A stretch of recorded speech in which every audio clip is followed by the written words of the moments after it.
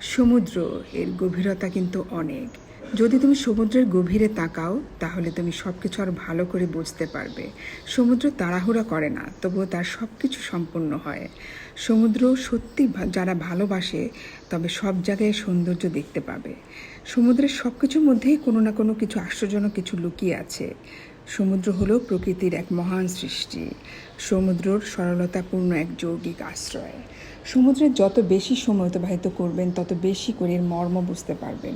প্রতিটি ঢেউ যেন প্রকৃতির এক আত্মসমর্পণ। আর সমুদ্রের ঢেউয়ের পুনরাবৃত্তিগুলো অসীম নিরাময়ের কিছু রয়েছে।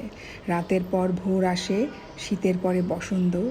ঢেউগুলো আছড়ে পড়তে থাকে তীরে, একের পর এক অবিরাম ধারায়। এর কোনো বিরতি নেই।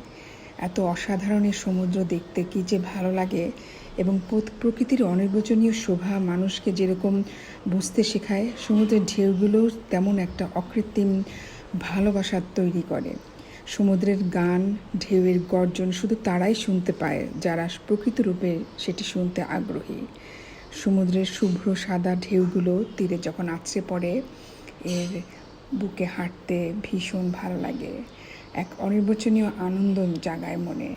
এই বালুকা বেলায় হাঁটার অনুভূতিটাই আলাদা।